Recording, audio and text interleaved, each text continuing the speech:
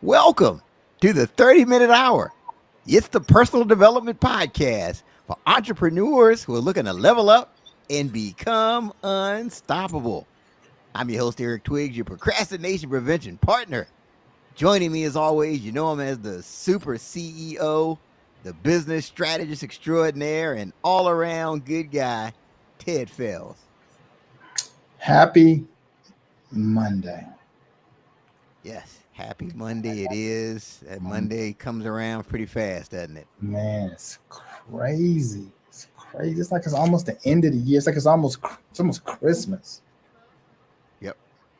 The year's almost over, and people need to focus on getting a running start to 2023. We talked about that this morning on Thank God It's Monday.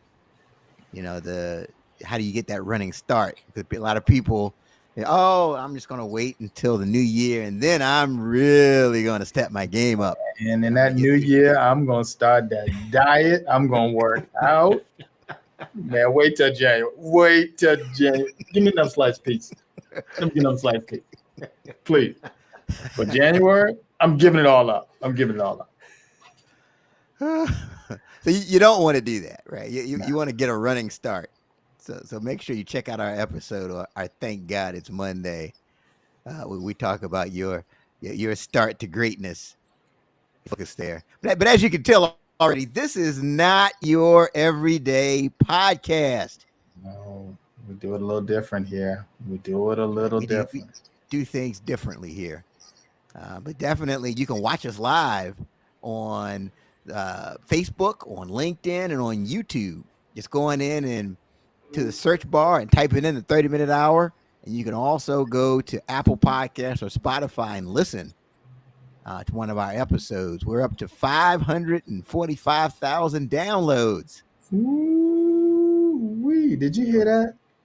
That's right. 545,000 downloads. We thank you for sharing the show and thank you for listening. We just ask that you just continue to do so. So when we get so excited about that, there was a time where we had 5 downloads. right. And we had family members and friends that just got tired of us saying, the show's on. Ted, Eric, we know the show. We know the show is on. We know the show is on. Make sure the show is tomorrow. The show is tomorrow. That's right. And now when you're at that amount of people, you don't know all those people. So we're really excited about it. Really excited. That's awesome. I know I've had a couple of my frat brothers like Twigs. You got one more time to tell me about that podcast. One more time. Don't call me. Don't text me about that daggone show. We don't want to hear anything about 30 minutes. No, 30 minutes. I don't care who the guest is. And we could have had Obama. And other people are like, no. We've heard it. We've heard it all. We've supported you, man. Why not? This is the thing. You go, why not? Because I got something else to do. Tonight. Going something else to do.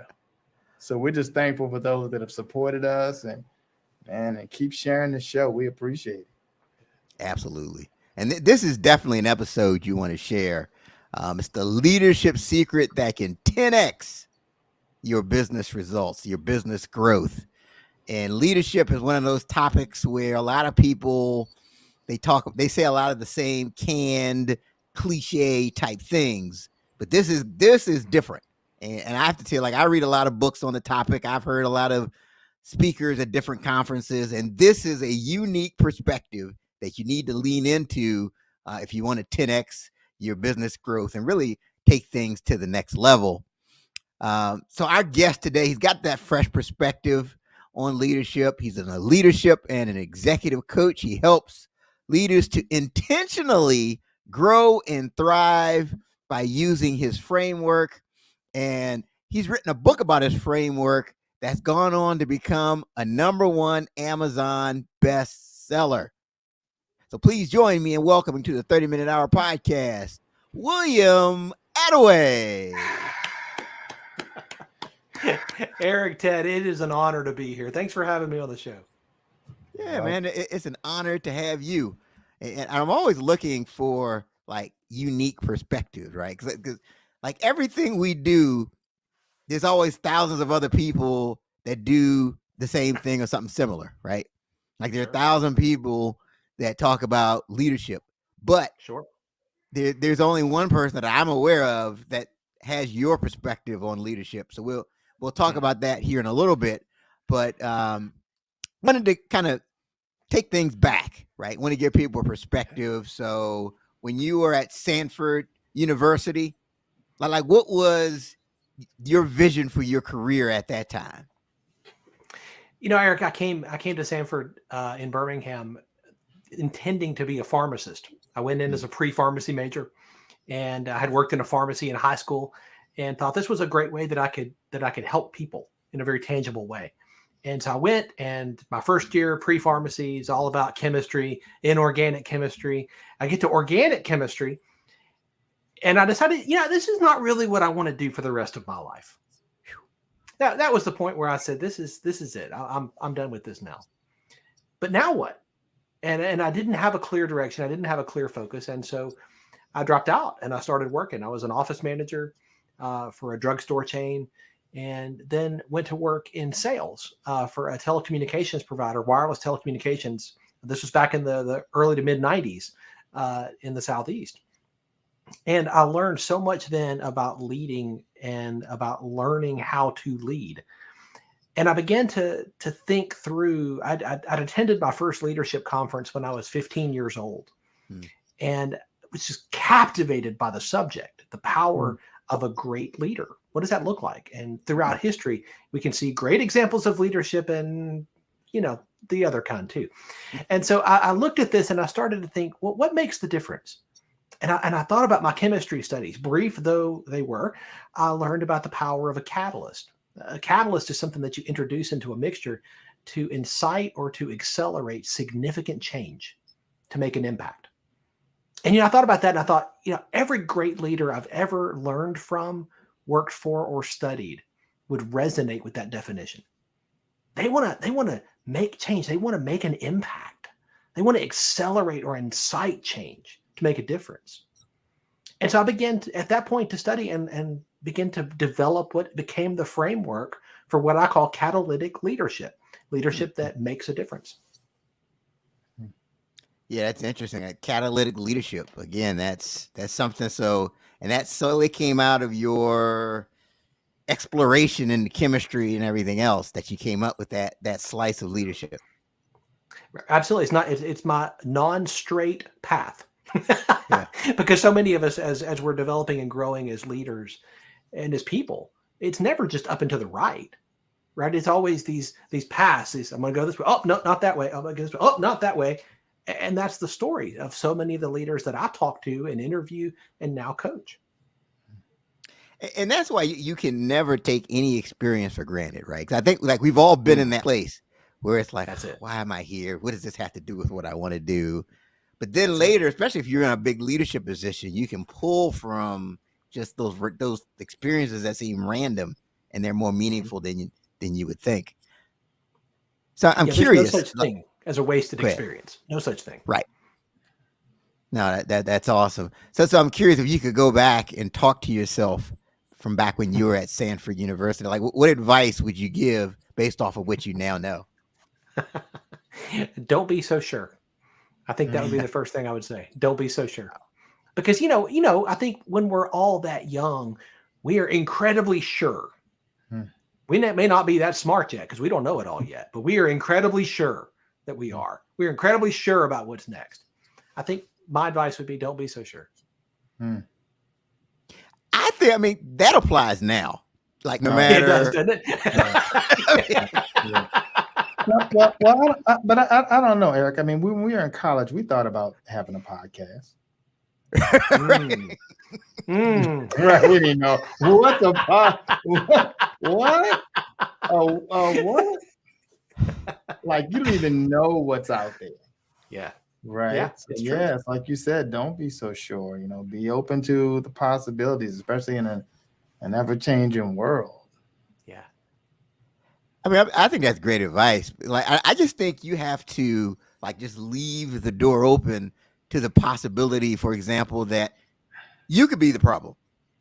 Right? You just can't be so sure that it's the economy, it's the market, That's right. you always just, I just try to operate with that, with that in mind. It could be me. And maybe it's something that I don't see. Maybe, and there've been times I've had someone coming from the outside and point something out. So I think that's just a great business lesson, not to be so sure and just be open to all possibilities. So now, I mean, this is good already. So I knew it was gonna be good though, Eric. Oh yeah. I knew it. The way he came on, I was like, oh, this is gonna be good. Oh my. So leadership again. You kind of touched on it, but what of all the things you could have gotten into, so why focus on leadership specifically? For me, it was observing the impact and the power that a leader has. When you help a leader to grow and to get better and to develop, you don't just impact that leader. You impact every person that leader leads, every member of their team, every person in their department. You impact every client or customer that leader is going to interact with. You affect their spouse. You affect their kids, all by helping a leader to develop and get better. That's a big deal. And so what I think is if we can just focus on helping leaders to develop, helping them to grow intentionally. And that's a big word with me, because I think that nothing worthwhile happens accidentally. I've never yet met or heard of a leader who woke up one day and said, oh, wow, I'm a fully mature, developed leader. I didn't mean for that to happen, but here I am. Doesn't happen that way. Leadership is a skill, and it's a skill that can and should be developed. But that takes intentional focus, intentional effort, and a plan. So I have a question.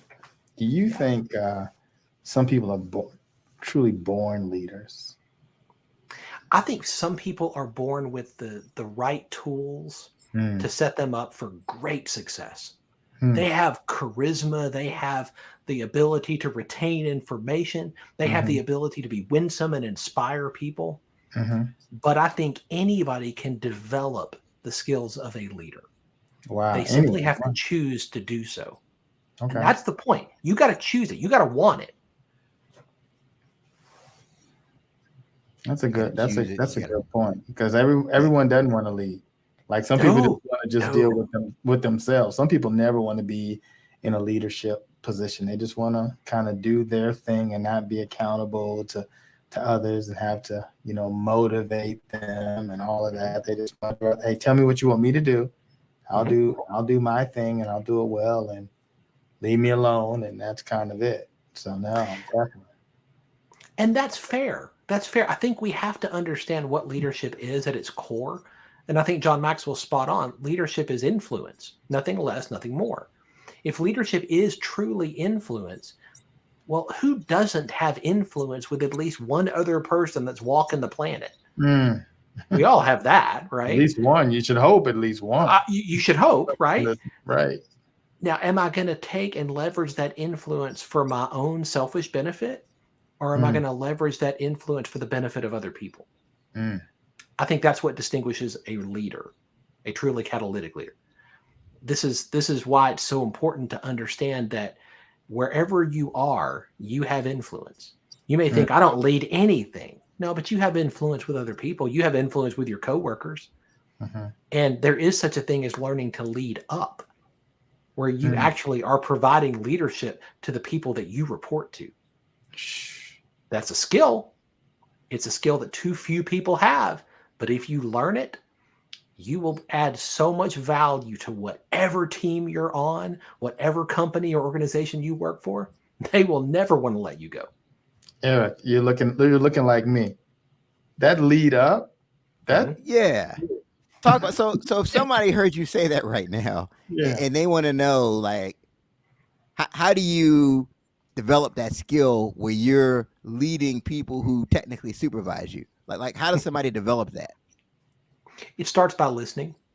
like so many other things. And we were talking about this earlier, you know, the importance of learning to listen well. I think what I talk about with catalytic leadership, there's one principle, one non-negotiable when it comes to catalytic leadership, and that is to cultivate a teachable spirit. That is a choice. That is a decision that you make every day. Every day I make the choice. I want to be the most teachable teachable person in whatever room I'm in. I want to be the most teachable person in whatever conversation I'm in. The situation, the other people involved does not matter to me, because you can learn from anybody. Sometimes you learn what not to do, but that can be incredibly valuable. Sure. I want to walk into every situation, every relationship, every conversation. What can I learn here? That means I'm going to listen more. I'm going to ask at least twice as many questions as I make statements. Wow, that definitely requires one to be humble, right? If you're going to be going in and thinking that, hey, you know, anyone that I go to, no matter what level, there's something I could learn from them. That's powerful. You know, Jim Collins wrote about this in Built to Last and Good to Great. He wrote and he talked about the difference between these companies that stay good, they're good, and the companies that make the leap to great, and what made the differentiation. And one of the key factors was the leadership that was provided by the point leader. And he pointed to two things that those leaders, those great leaders, had that the good leaders did not. One was their relentless optimism that they held. At the same time, they were realistic, and they would never let go of either one of those. The other was the humility with which they approached their job. It's a non-negotiable. In other words, they approached every day with the attitude of, don't be so sure. And see, you wouldn't think that would be the model leader, that it would be about humility. You know, the picture is painted that the leader is telling everybody what to do and just very arrogant and confident. But you're saying humility is a key. Absolutely. Absolutely. The minute you think you have it all figured out, that you know all the answers, you're done as a leader. You may still have the title for a while, but you're done. Leaders are continual learners. If you want to be catalytic, you've got to constantly be learning and never stop, because otherwise you're going to start to drift, and you never drift into excellence. You always drift into mediocrity. And mediocrity doesn't inspire anybody. Wow. like I'm trying to listen and host the show at the same time. Man, these are not just nuggets. These are boulders he's dropping. Man. Yeah, you know, nobody drifts into excellence, right? No. I've never yet seen anybody drift into excellence. You know, when we go to the water park with our girls when they were small, I love the lazy river ride, you know, where you just get in the inner tube and you just float. That's my favorite. I love that. Right. Just sit there and float. This is great. Right? That's not the ride that takes you anywhere you really want to go. The goal there is not the destination. There is no destination. You just go around in circles. Is that how you want to lead? Is that catalytic? No. That's what drifting does, though. Yeah. No, that's good stuff. So we were talking backstage about imposter syndrome, and you were saying that that's something a lot of the leaders that you work with struggle with. Can you talk about exactly what that is and what people can do to get over that and get past that? Sure. Imposter syndrome is simply this manifestation of a lack of confidence that you can do the job of a leader. So often leaders put on this persona, this facade that they've got it all, they know how to do it, they've got all the answers, and just follow me and we've got this. At the same time, they're looking in the mirror, and they might even be honest enough to say to themselves or to those closest to them, what if they find out I don't really know what I'm doing? What if I'm discovered? What if I'm discovered to be the imposter that I know I am? Wow. And you know, the funny thing about that is that's not the leaders that you would expect, the struggling leaders, the ones that are failing. These are the leaders of million and billion dollar companies and organizations that struggle with this. Very few leaders that I deal with don't struggle with this at some point in their journey. Many at the pinnacle of what everybody else around them would look at their most successful moments. Wow. Okay. So if I'm struggling with self-doubt and my abilities to really do it, I think I might be an imposter. So how do I get to a point where I'm confident and I'm not battling the imposter syndrome? It begins with identifying what the truth is. We say things to ourselves often that are not true. I had a counselor tell me one time, if you talk to other people the way you talk to yourself, you would have no friends. And she was right. Like that's a good point. The things that we say to ourselves actually matter. How we talk to ourselves about ourselves. This is important. So one of the things that I'll coach leaders to do, and this is something any of your listeners can do today, start what I call a wins journal. And this is something that you're going to do every week. Every week when you're doing your review of the week and you look back over the previous week, write down your biggest wins from the week. What are the biggest areas that you won in this week? It might be, hey, you know what? I moved the ball 1 yard up the field this week in this area. Great. That's a win. Celebrate it. Too often, leaders recognize the problems and we focus on the problems and the issues and the challenges, and we never stop to celebrate the wins. Every week, celebrate the wins and capture them in your wins journal. That's what you're writing down. Week in, week out, week in, week out. How does that impact imposter syndrome? Because when you start to doubt yourself, when you start to wonder, am I making a difference? Can I really do this? Is this worth it? Et cetera, et cetera. You now have an objective data source that you can pull out and begin to read through. Oh, wait. Oh, yeah. Oh, I forgot about that. Oh, yeah. We don't remember our wins nearly as much as we remember our failures. If you will build yourself an objective data source, a knowledge bank of wins, you will never regret it, because that's going to be a tool you can use to fight off imposter syndrome and equip you to go to the next level. No, that's great. And it's funny you say that, because I actually do that, and I actually teach my clients to do that. There you go. Yeah, matter of fact, the one thing I always say is that the more you write your wins down, the more wins you'll have to write down. Absolutely. Absolutely. What's the old adage, right? Focus on what you want more of. Well, so I don't really want to focus on my problems. I don't want more of those. I want to focus on my wins because I want more of those. If people will develop this as a habit, my goodness, this will impact every area of your life. Totally agree. No, that's great. I mean, there's just been massive nuggets just in this early part of the show that hopefully people are writing down. They're going back and applying. So you're the founder of Catalytic Leadership. So talk about like your typical client, what that looks like, who he or she looks like, and get more into how specifically you help them. I've been coaching leaders, Eric, for 25 plus years now, both in business and for the last 25 plus years in the local church. And my people that I have worked with have ranged from small business owners to C-suite executives, from military to education to healthcare. I mean, you name it. And over time, as I've begun to work with these folks and help them to intentionally grow as leaders, there are certain principles that I've begun to see, these threads that run through. These days, my clients are mostly entrepreneurial leaders that have started something, and they're really good at what they start, and they find success. And then all of a sudden they look around and they realize that they've had to hire a team to help them fulfill what it is that they are providing now. But wait a minute, I didn't sign up to be a leader. I signed up because I was really good at this thing. But now everybody's looking to me and wanting me to lead. I'm not sure I know how to do that. I'm not sure I'm wired for that.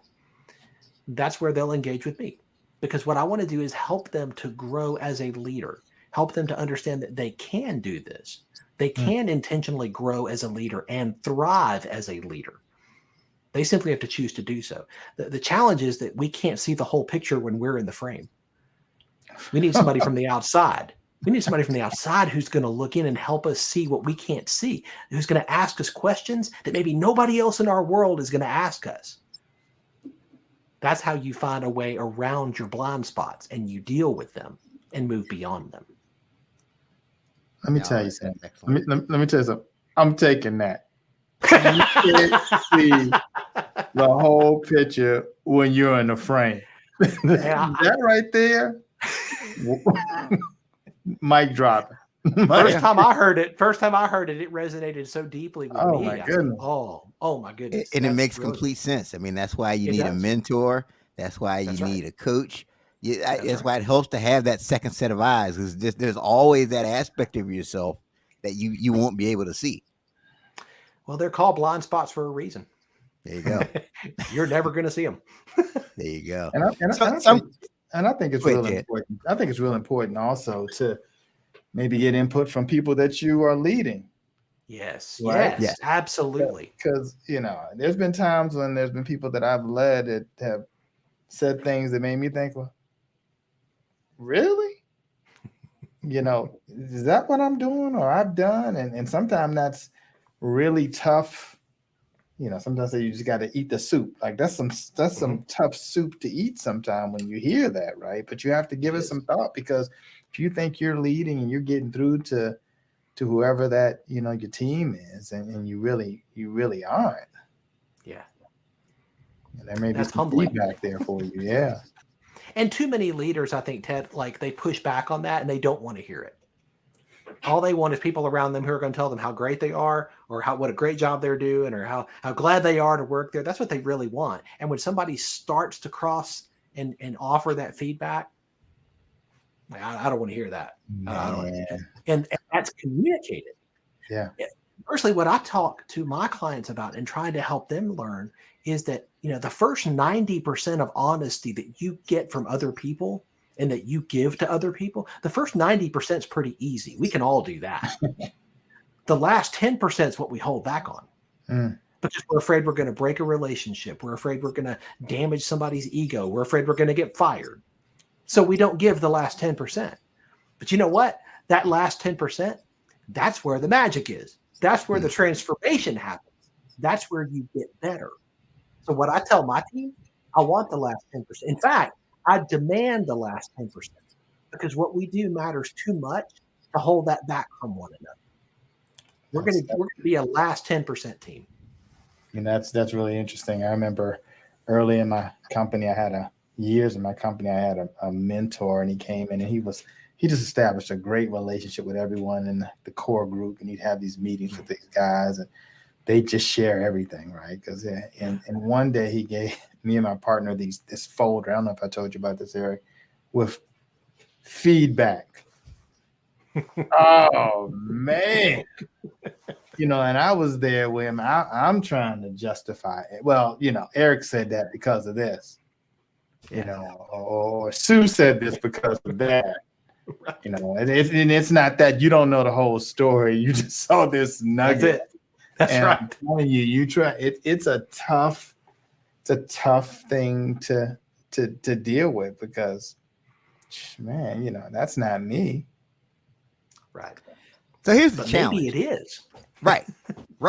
So what the challenge is that when your way of doing things is generating revenue and results. Yes. Right. So you're ringing the cash register, you're putting up results, you're setting records, and someone's trying to get through to you that you've got some leadership issues. Oh, the number of times I have watched momentum camouflage dysfunction. Mm-hmm. Oh man. Oh my goodness. Hold on. You gotta say that again. The number of times I have watched momentum camouflage dysfunction. As long as you got momentum, as long as you got cash flow, as long as things are moving, you can camouflage all kind of dysfunction. Yep. But guess what's going to happen over time? That dysfunction is going to catch you. Yes. 100% of the time. Don't allow momentum to camouflage dysfunction. Absolutely. And so like people I've worked with in that situation, the only way we could get through is to do some type of anonymous surveys like that. Right. Where you're showing, here's what multiple people are saying. Right. So, but if they're not teachable, if the leader's not teachable, though, they're going to rationalize away what anybody says, whether it's anonymous or not, because I'm sorry, they don't understand. How about we have our hands open and we're willing to receive? That doesn't mean you accept everything everybody says. You have to learn as a leader to discern. You have to learn to eat the fish and leave the bones. There's always bones, but there's almost always fish too. That's another one for you there, Ted.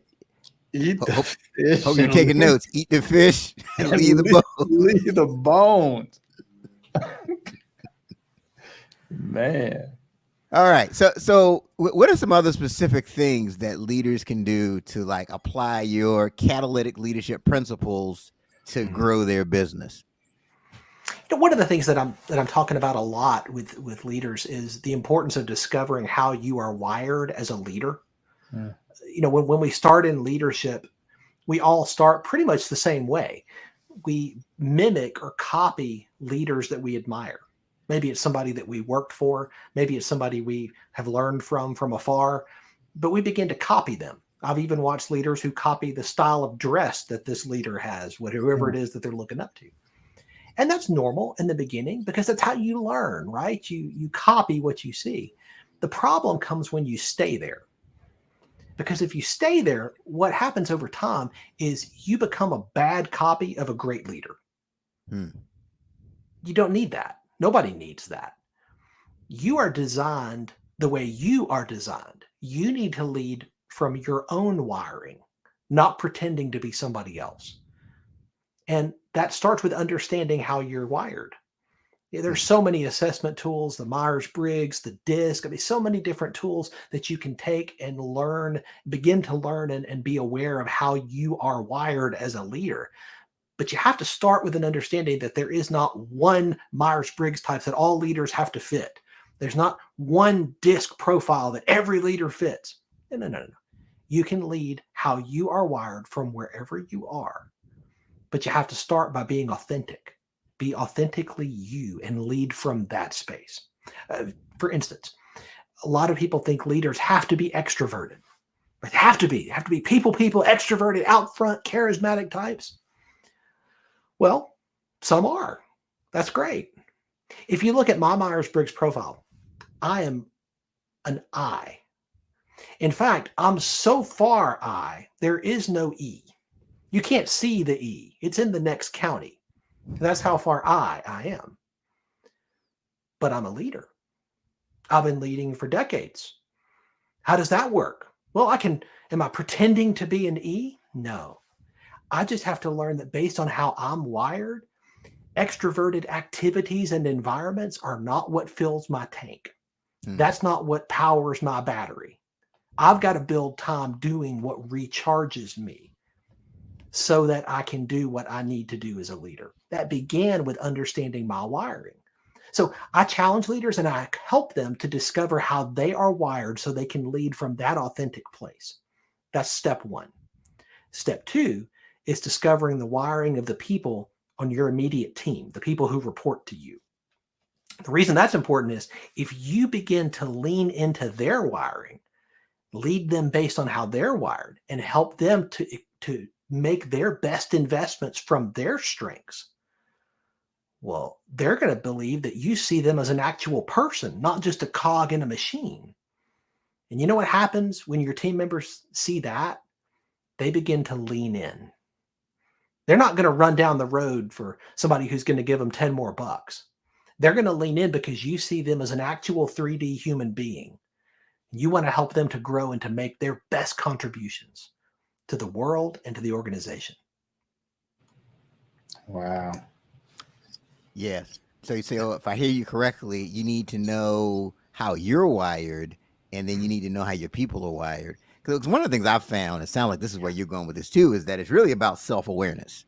That's right. So even if you're an E or an I or a D, whatever the test says, it's about just kind of being aware, and you can make necessary adjustments.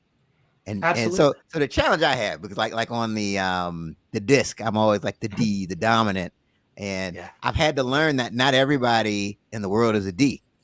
That's right. That's right. Not everybody on the planet wants to be number one, is tracking their results, and so that's it.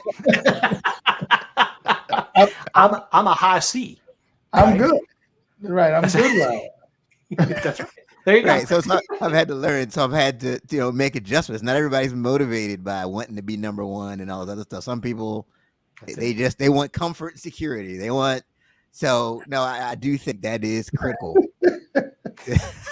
You were like, they want comfort and security.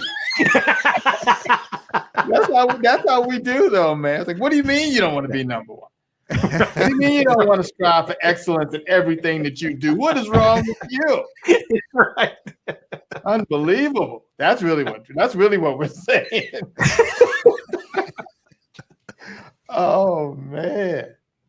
So no, it's all about that awareness and knowing your patterns. So I agree with you, and I think growing your enterprise starts with growing yourself.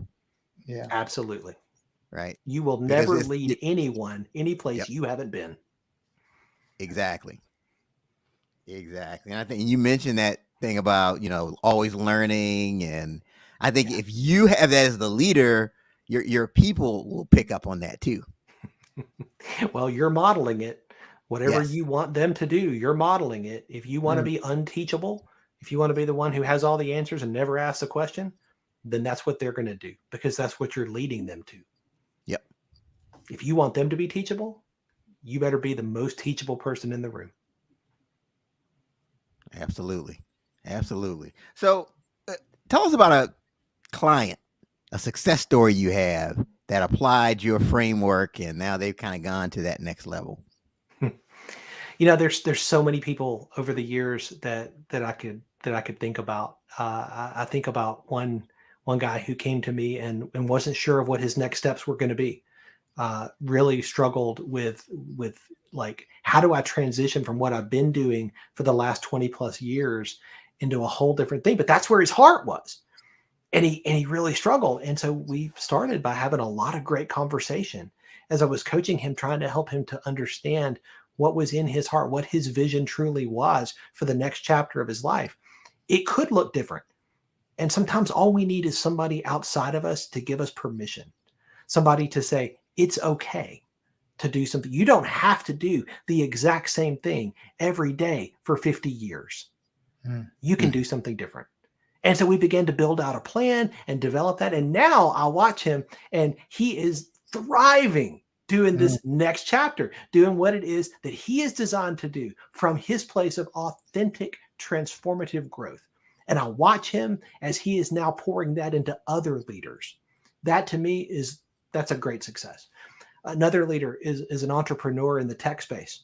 And he started a company and it has succeeded far beyond his wildest expectations. And he got to a point where he was just getting overwhelmed by all of it. And we began to develop and to grow his leadership skills and have a lot of conversations around this and help him to see what he couldn't see and to develop areas that he'd never really thought about. And now I'm watching him as he continues to grow, as he continues to thrive, and now to inspire other people to do the same. It doesn't get much better than that for me. Wow. I mean, it is, and I can relate to that too. Having clients, it's almost like seeing your children progress. And, you saw them here, and now they're here, and you remember, what the struggle was like, and now they're on the other side. I mean, that's got to be truly rewarding for you. Absolutely. To watch, to know where they were, like you said, know where they were and know where they wanted to go, and then watch them do it, and removing everything that was standing in the way, and thriving. That's what I want. I want that for every leader. Too many leaders are living a life of mediocrity, and they know they're not thriving, and they know they're not in a place where they could be, but they're not sure how to get there. Well, sometimes you need somebody from the outside who's going to help you see what you can't see. That's what I get to do. Yep. That's great. That's great. And then, so you're the author of the Catalytic Leadership book. Mhm. So first off, like what inspired you to write a book, and then what will people gain from it? I talk a lot about the importance of the teachable spirit. And I think one of the outgrowths of that is learning that every opportunity and experience that we have is not just for us. It's also for the benefit of those around us. I mentioned earlier, I went to my first leadership conference when I was 15. I've never stopped going to leadership conferences and workshops and seminars and reading. I have more books than I even want to think about that I read, take notes in, and pass on. And it's just this continual cycle of what am I learning and what am I going to do with what I'm learning? I want to be a conduit of what I'm learning, not just be a reservoir of it. Right? I want to take what I get to learn and people that I get to learn from. I want to take that and use it for the benefit of those around me. And so what the book is really just the latest iteration of that. Okay, I've been coaching leaders now for a couple of decades, right? 25 plus years. What have I learned in all of that? Not only from my own journey, but from theirs as I've walked with them where they are. Well, I've tried to capture some of that in the book and capture some of the principles that I've seen, regardless of what field they're in or their tenure or how old they are or where they are. There are principles that apply. And so in reading the book, you're going to benefit from a lot of those principles that I've seen in other leaders and in my own journey. You know, one of the great things about reading is that literally in a couple of hours, you can pick up on what it took the author 20 years to learn. Oh, so true. So true. And that's Yeah. the point of writing the book right there. Yeah. It's to share so that other people can avoid some of the ditches that I hit, right? I want to provide some guardrails so they don't have to hit those ditches. I'm not going to live long enough to make all the mistakes myself. I want to try to avoid as many as I can. And the best way I know to do that is to learn from other people. Yep. Well, that's awesome. And then you also have the Catalytic Leadership podcast. And that's new. That just launched this summer. And what I've been doing on that is unpacking some of the principles from the book, but also interviewing other leaders in a variety of different fields who are being catalytic where they are and pulling out principles and things that the listeners can take and apply no matter where they are so that they can become more catalytic where they are leading. Awesome. People need to get the book. You need to listen to his podcast so you can become a catalytic leader. So what else? I mean, what's next on the horizon for you? Well, that's a great question. And the answer is I don't know. And that sounds nebulous, but I have my hands open. 2 years ago, I didn't see the book. I had the ideas that I was capturing, but I didn't see the book as it came out. And as it just really began to take form, and I had a coach. I've had a coach for many years now, and this coach was helping me to really clarify what's the next step here. How are you going to take what's been invested in you and share that with other people? The book was the next piece of that. The podcast was the next piece of that. My goal is not just to hold on to everything that I've gotten to experience. It's not just to hold it all in. It's not just for me. I want other people to learn. I want them to benefit. I want them to grow and thrive. Because again, that's a joy for me. No, that's good. That's good. All right. So we're coming down to the part of the show where it's called Write This Down. Right? Eric, look. Let me tell you, I mean, we've done this show well over 100 times, right? And we get to this section, and and sometimes there's that guest that you're just like, oh, I'm not trying to go after him.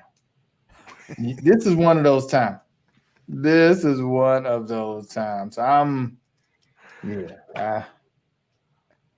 I know he's been dropping some boulders, but concerned. Ted, I think you got some boulders and nuggets that you're going to come up with too. So we call this Write This Down. And this is where we each go around and leave at least one idea from today's episode that we want people to write down so they can level up. So William, you're the guest of honor. So what do the people need to write down? I think I'll key in on something you said earlier, Eric, and that's about imposter syndrome. So often leaders feel alone, and they begin to wonder if they're the only one who sees what they see and feels what they feel. And imposter syndrome is a part of that. I guess I would want people to understand and to write down, you're not alone. Everybody struggles with this. The question is, what are you going to do? Are you going to live there? Or are you going to take a step? Taking a step means you're going to do something different. If you just do the same thing over and over again and expect different results, our friends at AA say that's the definition of insanity. Yes. I don't want that for any leader, right? Understand you're not alone, and understand that there is help. You can make a difference. You can get out of that drift of mediocrity and move toward the excellence that you know is possible for you. That's why I do what I do, to help leaders do that. Good. Now you're not alone, and you can get out of the drift. And remember, no one drifts towards excellence. That's it. Oh man. No, thank you for sharing that. All right, Ted. So I have two things. One from, that's something I kind of used as a leadership philosophy is that I try to make people want to do what I need them to do. That's good. Yeah, I try to make them want to do it, right? And so listen to what you said, William, about kind of getting an understanding of your team and what works for them, right? Versus trying to, force them to be a mini you, right? That's a hard thing, right? That, that's a part of that, making them, want to do what you need them, you need them to do. Another thing was you talked about the whole thing around writing down your wins. Yeah. And I thought about that and I said, man, it sounds like, everyone wants to be around a winner, even you. Right? Even you want to be around a winner. And so if you are writing down those wins, you're like, yep, we did that, got that done. That's good. Knock that out. Right. And if you write those down as those reminders, and, and I learned, just being in business for so many years, and, people will come up to you and they see you totally different than you see yourself. So true. Man, you've been doing this for X amount of years. You did this, you did that. And in the early days, I remember you would just kind of do like, man, I remember the first time we got our logo. It's a big thing. I just couldn't stop looking at the logo. Like, this is the greatest logo ever. And then the first time we got a website, man, I www that website to death. I just kept looking at it, So everything was such a big deal. And then it gets to the point, man, I got my first office. Okay, now you're in another office. Like, and then, now you just come to the office every day, like it's like whatever. And then you bring, someone else in the office. Man, this is great. And what? This whole place, Yeah.